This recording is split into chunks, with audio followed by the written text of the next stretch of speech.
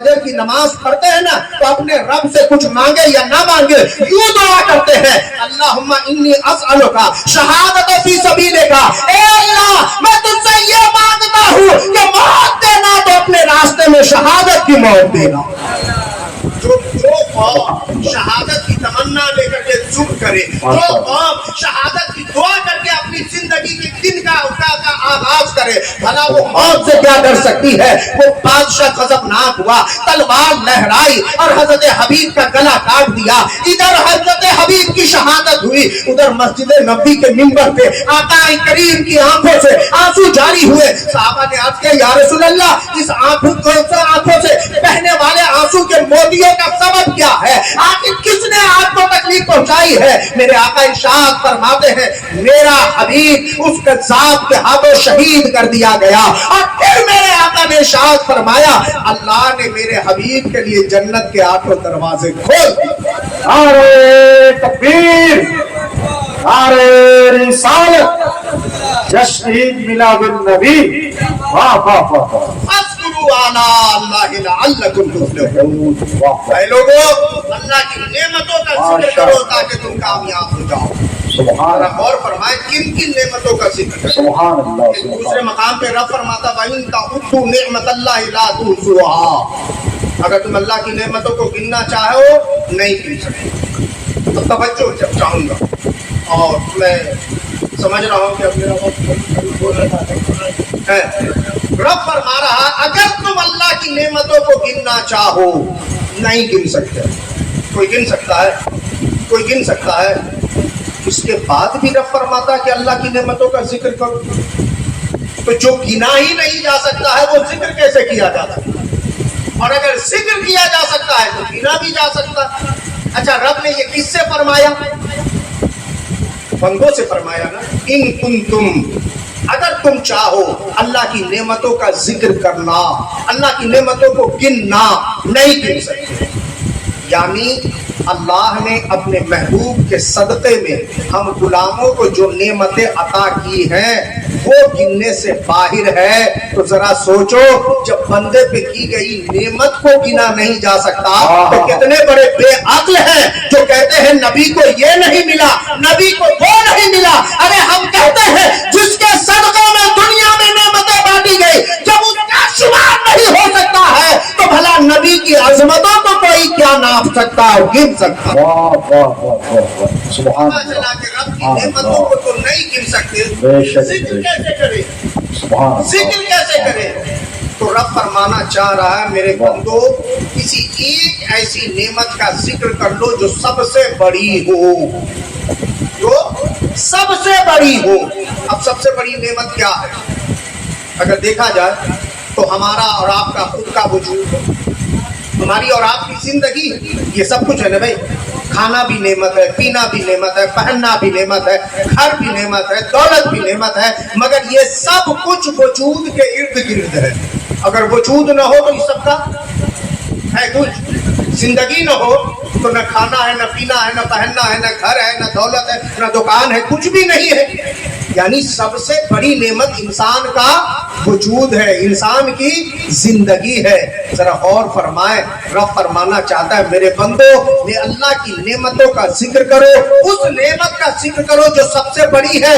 میں نے اولن ذکر کیا کہ یہ جان ہماری نہیں ہے، یہ مصطفیٰ کی ملکیت ہے۔ پتہ چلا اپنی زندگی کا ذکر نہ کرو، اگر ذکر ہی کرنا ہے تو مصطفیٰ کی آمد کا ذکر کرو، مصطفیٰ کے میلاد کا ذکر کرو، مصطفیٰ کی عظمتیں بیان کرے۔ یہ اللہ کی سب سے بڑی نعمت ہے۔ مصطفیٰ کا ذکر کرتے جاؤ، اللہ کی نعمتوں کا حق ادا ہوتا چلا جائے گا۔ اور رب فرماتا ہے اگر تم میری نعمتوں کا ذکر کرو گے، اگر میری نعمتوں کا ذکر کرو گے تو پھر میں اپنی نعمتیں اور بڑھاتا چلا جاؤں گا۔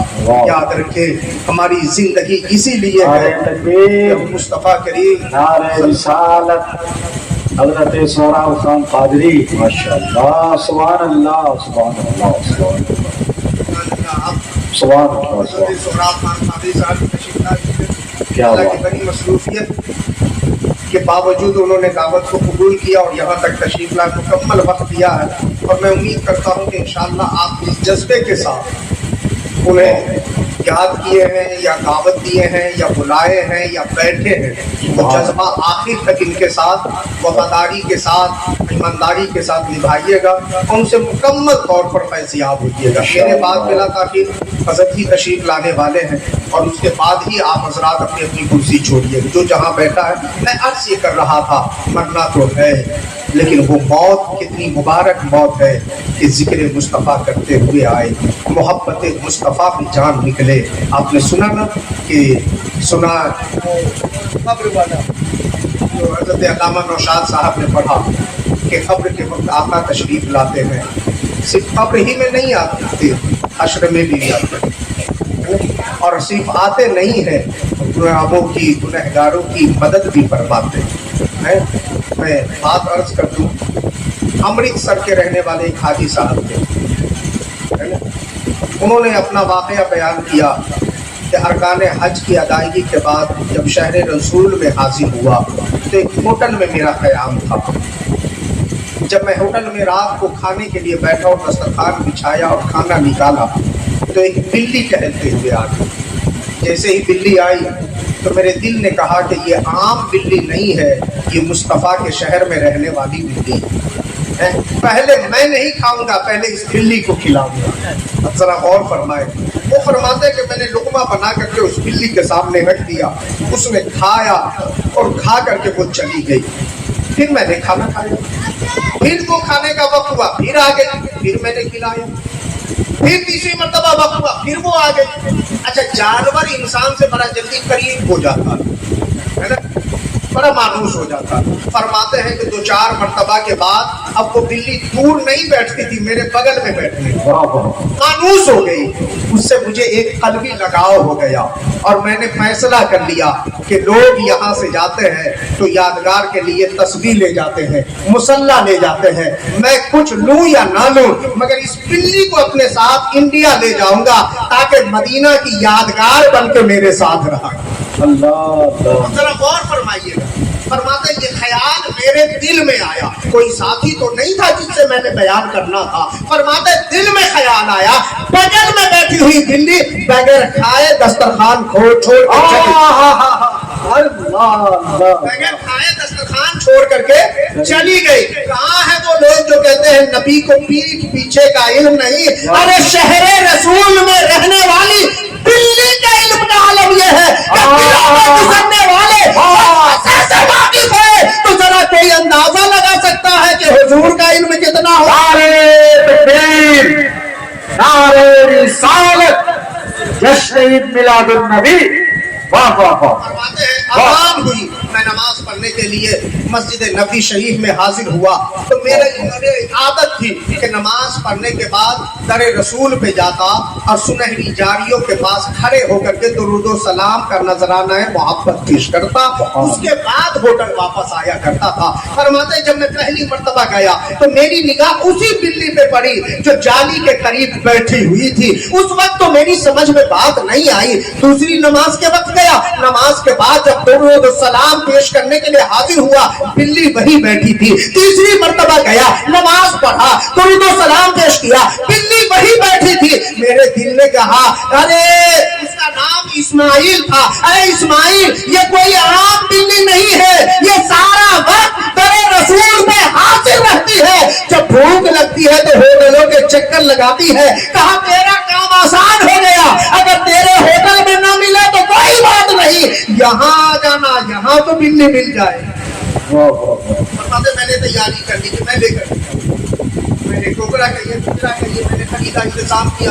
3 دن بچے تھے، در رسول سے رخصت ہوئے، 3 دن بچے، تیسرے شب میں سویا، میرا مقدر جاگ گیا اور خواب میں سرکار کی سنا ہے آپ ہر عاشق کے گھر تشریف لاتے ہیں، کبھی میرے گھر بھی ہو جائے چراغا یا رسول اللہ۔ فرماتے ہیں میری رات مقدر جاگ گیا، سامنے سرکار کا چلوا، میری آنکھوں سے آنسو بہے، قدموں کا بوسہ بوسہ لیا اور میں نے عرض کیا حضور آپ نے اس غلام کو شرف بخشا اور اپنے دیدار کا مزہ عطا کیا۔ حضور نے فرمایا اے اسماعیل میں تیرے لیے نہیں آیا ہوں، کسی اور کے لیے آیا، میں تیرے لیے نہیں آیا۔ کسی اور کے لیے کسی اور کے لیے آیا.